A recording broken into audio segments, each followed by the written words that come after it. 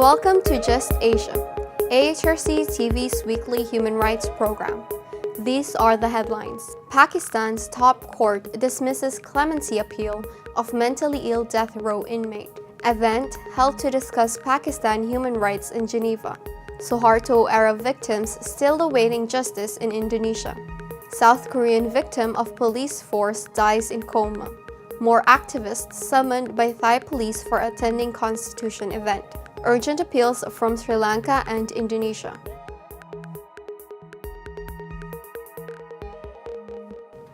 Welcome to AHRC TV's Just Asia. I am Julia Roblando. This week, Just Asia begins with a Pakistan update regarding the execution of mentally ill Imdad Ali. Pakistan's Supreme Court rejected his mercy appeal and has set his execution for Tuesday, October 4th. The Supreme Court decision arrives despite four United Nations human rights experts, the special rapporteurs on extrajudicial executions, on torture, on the independence of judges and lawyers, and on the right of everyone to the enjoyment of the highest attainable standard of physical and mental health, having urged authorities in Pakistan to halt Imdad Ali's execution. Ali is suffering from schizophrenia and has been diagnosed as medically insane. The court dismissed Mr. Ali's appeal of clemency, saying that a large proportion of Pakistani prisoners suffer from mental illness and that they cannot let everyone go. The Supreme Court also dismissed the clemency appeal of another death row inmate, paraplegic Abdul Basit. The jail authorities were confused as to how to hang a man in a wheelchair, however, so they sent an application to the President of Pakistan that until special arrangements are made, they cannot hang Basit. The Asian Human Rights Commission deplores the decision of the Supreme Court to proceed with the hanging of a mentally ill man. It will set the wrong precedent in the annals of judicial history and shall amount to judicial murder. It is a clear violation of the UN safeguards guaranteeing protection of the rights of those facing the death penalty.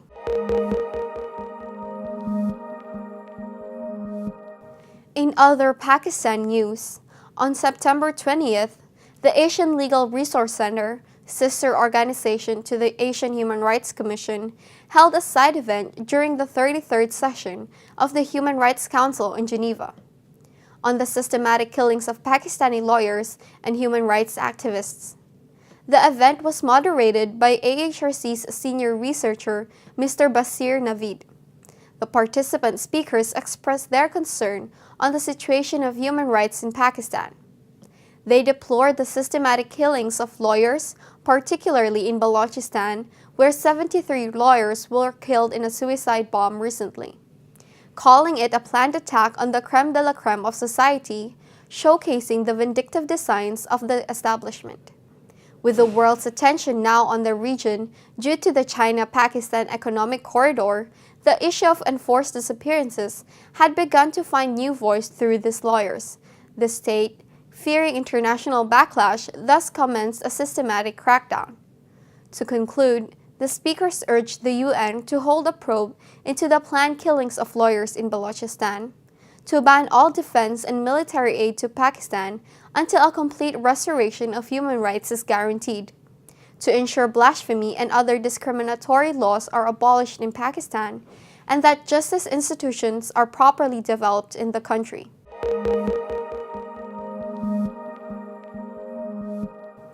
Moving to Indonesia, 32 years of the Suharto dictatorship saw the arrests of many student and youth activists due to their criticism of the regime. Suharto used the military, police, and intelligence agencies to forcibly arrest and detain the activists, who were then tortured and faced inhumane treatment. Today, 18 years after Suharto stepped down, those activists are still waiting for justice and remedy. The activists expected that the political reform after Suharto will bring significant change and ensure that similar abuses would not recur. They expected justice. Just Asia presents the experience of one such activist Mr. Ken Budha Kusumandaru, who was arbitrarily arrested, detained, and tortured by security forces under Suharto. So, because this movement was getting bigger and bigger, Suharto decided to crack down on this movement. And then they accused all the democratic activists behind this movement as communists.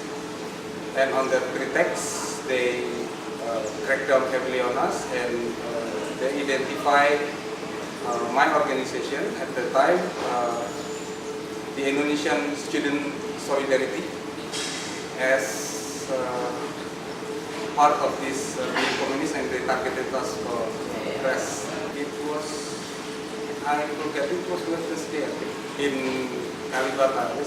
There's a place that I was supposed to make a contact for because we have to move around in our hiding place. I was supposed to make a contact who would provide other safe house, but this contact was actually it turned out that he was actually an intelligence officer in disguise. So I was arrested, and then I was taken to one of the military blacks. At first, they forced me to show where my other friends were hiding. They slapped me in the head and they punched me in the back.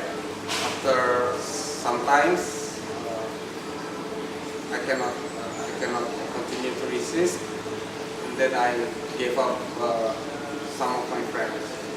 After one safe house had been raided, the military officers found out that there was another safe house that I knew of.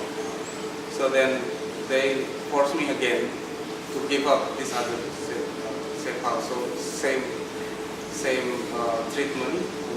Even on the very first day when I was being brought to this facility, the person who seems to be some kind of high-ranking military officers, because everyone else just saluted him and called him commanders. He told me that I cannot rely on human rights, because in this building there is no human rights. There is only the army.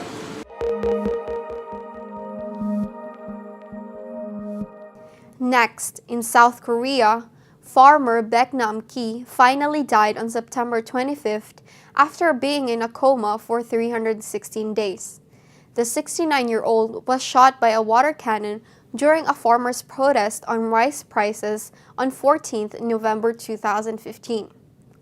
Baek had come to Seoul from his hometown of Bosong, South Jeolla Province, to participate in the protests against youth unemployment, soaring rice prices, and poverty. Starting on the afternoon of November 14th, the demonstrations were the largest in the downtown Seoul, with 130,000 protesters since the candlelight protests of 2008. When participants attempted to march toward Gwanghwamun Square, the police set up vehicle barriers, forcing the protesters to disperse by firing water cannons. According to the operating manual, the cannon should be aimed at the chest or below so as not to injure protesters. On that day, however, police officers fired the water cannon at Baek's head and kept hitting his upper body even after he had fallen down and severely hit his head. Baek was taken to the emergency room in Seoul National University Hospital, where he underwent brain surgery but remained in a coma. Although Baek's death resulted in calls by the prosecutors and police for an autopsy to clarify the cause of death, his family and friends fought vehemently to stop the law enforcement agencies from snatching Baek's bodies. Civil society defined Baek's death as another case of brutal state violence by the Park Geun-hye administration to break up unarmed public demonstrations.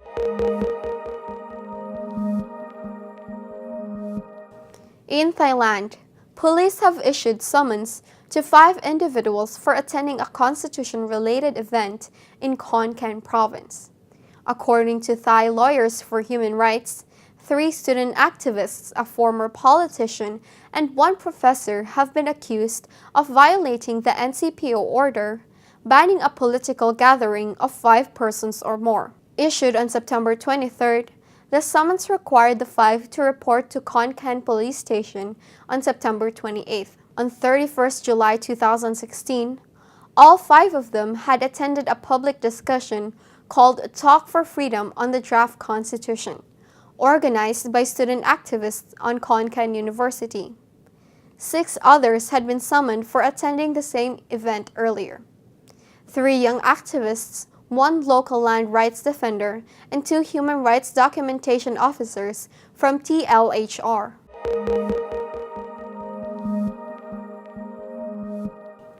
Finally, the Urgent Appeals Weekly features 3 cases from Sri Lanka and Indonesia.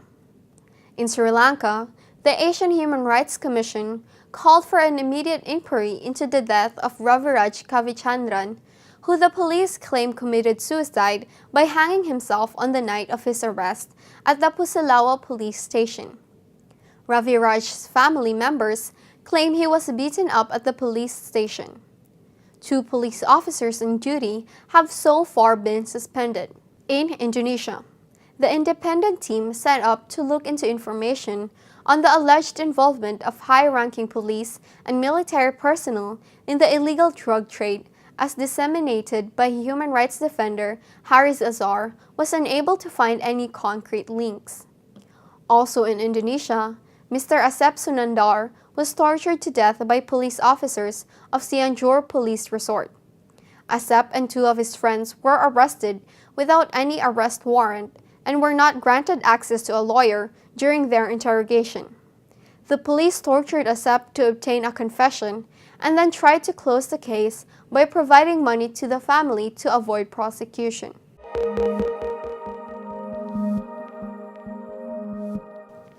That is all for this episode of Just Asia.